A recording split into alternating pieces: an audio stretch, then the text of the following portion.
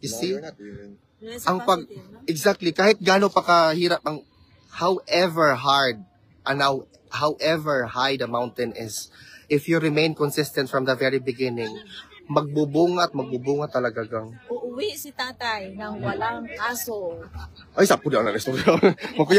Hindi yun, ang ibig sabihin ni Robin na gusto niya na mawala ang kaso, of course, sino ba? Hindi naman siya. Wala na siya. Dapat, wala naman talaga siya kaso. Ano yun? My God, Lord, ang limbaut akong balhibo.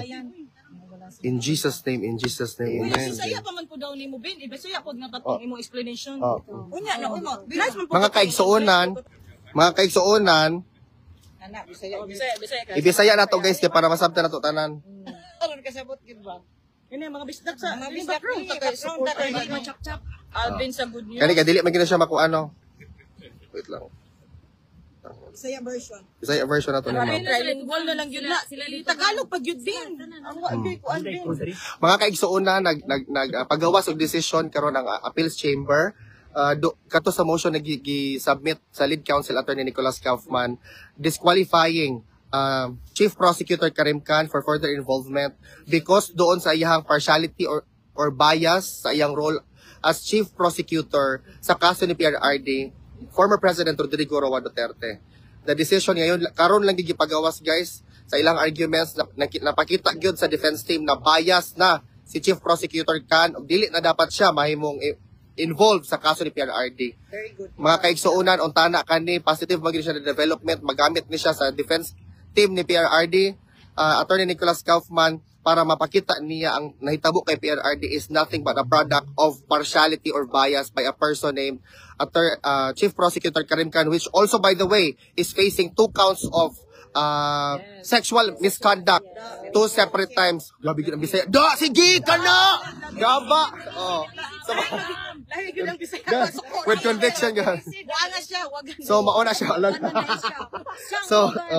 So mauna siya guys, positive gid siya na development. I-continue nato og pag ampo para kay PRRD untana.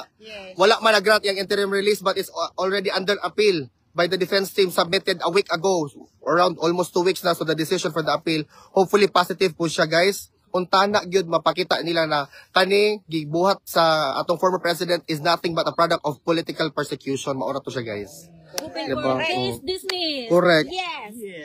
Ganun yun. Grabe man kainit guys, nagtuong tugnaw. Nag-SPF 50 magkaha. Kungal, ay! Unsay brand?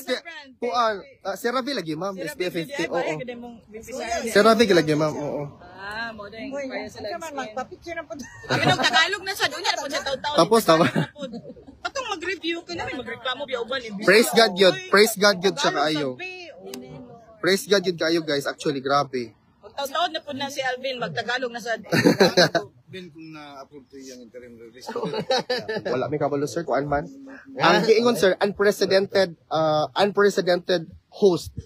I think it's the Netherlands. Unprecedented, wa man ni siya nagpakita gid og interest to host. Pero unprecedentedly na may ang giingon dito sa argument sa defense team na kanina nasod na gusto mag-host kay PRRD, wala pa gid nagpa-host before, karon pa lang. So I think it was here, pero wa ta kabalo sir. Kung naikuan, nara sa diri. Oh, kay strict magyapon ng ICC sir. Kay ang mo ginang punto sir, as a supporter of PRRD, ang interim release is not freedom, it's provisionary for release raman. Basta naka-detain gyapon siya under house arrest pero dili inside the confines of the detention facility. Nagya mo humanity in him ba kay he is just an accused individual, dili ka siya convicted of any crime.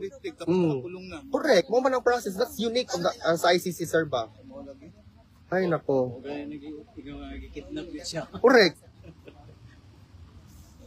Magpa-picture tan sa last. Galing gang. Ma-picture daw to tanan ma'am. Dili ka dapit sad sa iyang live, ang